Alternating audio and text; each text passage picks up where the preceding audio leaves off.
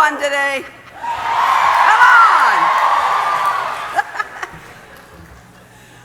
Thank you, Dean Bay, for your invitation, your leadership, and your years of friendship. Ilana and I are so fortunate to have you and Bob in our lives. I also want to thank Emily Cavalcanti and Deb Lawler for your help preparing my team and me for today's commencement. Congratulations, class of 2024.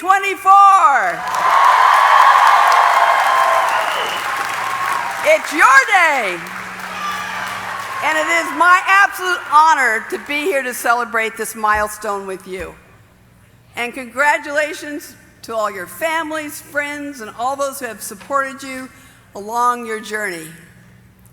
The USC Annenberg School is a community of journalists, public relations practitioners, public diplomacy advocates, and communication innovators.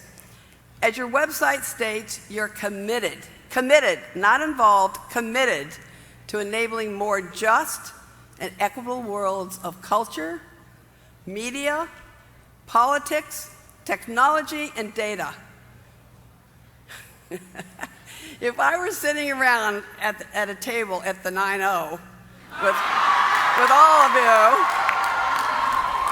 the journalists would be working on a story, the PR team would be trying to retract it, the public diplomacy team would be explaining it to us, and the advertising and communication folks would be trying to monetize it. So you have it all covered. Can't you just imagine that? Oh, well, I can. Anyway. Your journey here today has had its share of challenges, that's for sure. You may have had your high school graduation canceled or impacted by COVID. You most likely spent your freshman year taking classes online. But you've made it, and we are here together. We are a team. You survived the physical, mental, and emotional challenges. It's my hope you will be stronger because of it. Remember, champions adjust, they adapt. I know, I'm a jock. What are you going to do? To prepare for today, I had an opportunity to speak virtually with a few graduates. And the one word that came up over and over was community. Eric, Alexandra, Joyce, Jonathan, Tess, whoa,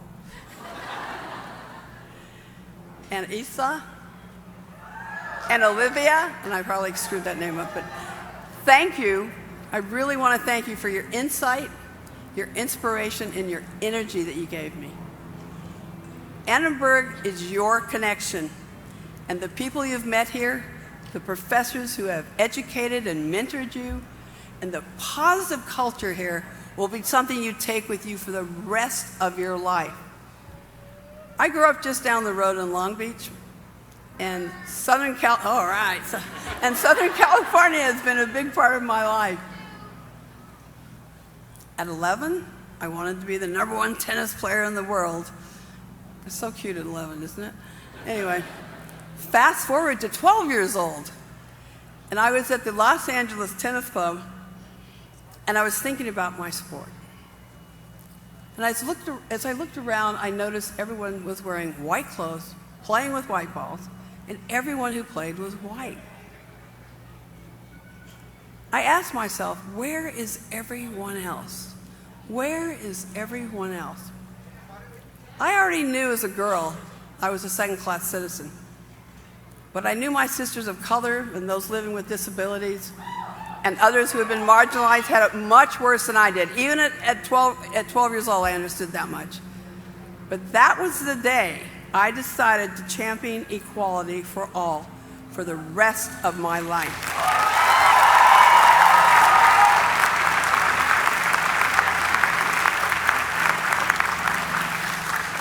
And when we first started the women's professional tennis in the early 1970s, we didn't have social media, I can tell you that. We had 4 television networks: CBS, NBC, ABC, and oh yes, there was PBS. The media were our friends, and they told our story. We would not have had a successful tour, and continue to have one, without people just like you. It's important to have others amplify your story. You are entering an industry that is in the midst of a change.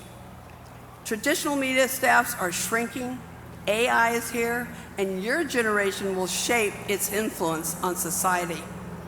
And the job market may be daunting. There's a lot of pressure. But I want you to remember one of my favorite sayings: pressure is a privilege. It really is. A couple of days ago, Steve Wozniak, co-founder of Apple, gave a commencement speech where he talked about AI is artificial intelligence. And he said, you have AI too, actual intelligence. Yes!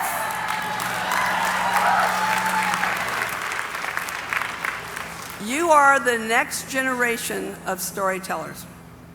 You are the change makers. And with that comes responsibility and opportunity. You have an opportunity to be a positive part of history, a chance to write your own story.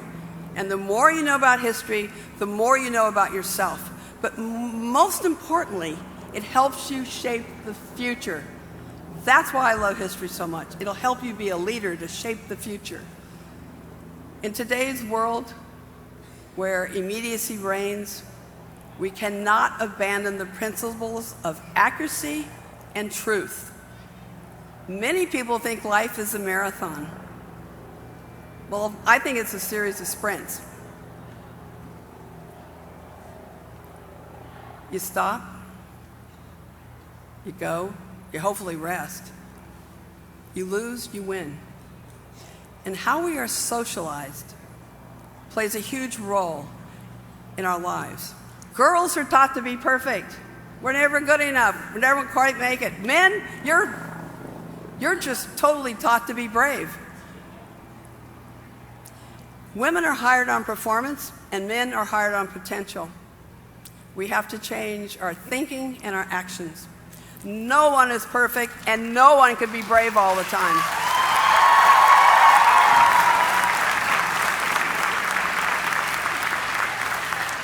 And everyone should be hired not only on just their performance, but also their potential. One thing champions, and I mean champions in sport and life, we always practice our strengths and continue to improve our weaknesses. But make sure you practice your strength. Always hold on to that. That's what makes you. And mistakes are not failures. Do not ever perceive a mistake as a failure. Perceive it as feedback. Everything is feedback. The Annenberg School has prepared you for what is next, and you have many options and opportunities. Actively listen, as Dean Bay said. Pay attention. Be curious. Be nimble. Don't take things personally, and never lose sight of your dream. Take advantage of opportunities. Be authentic, and don't let others define you. Do not let others define you. You define yourself. In 1981, I was outed, and the media was all over it. My lawyer and my publicist urged me to deny. But I told them I had to tell the truth.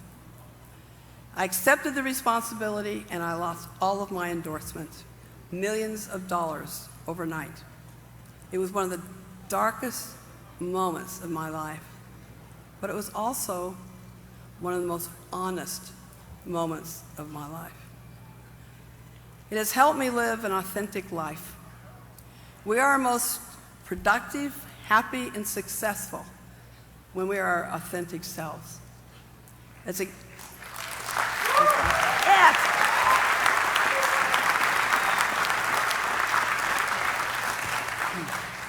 As a gay woman, I was not comfortable. Yeah!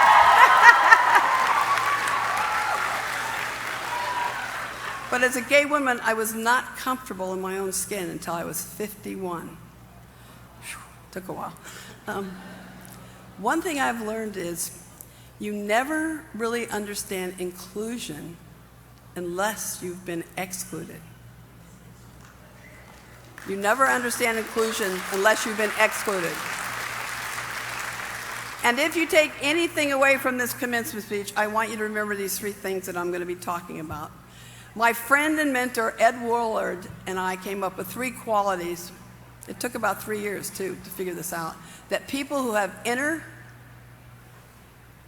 is important, success and outer success. And there'll be 3 things, and they don't have to be in this order, okay? But the first thing is relationships are everything.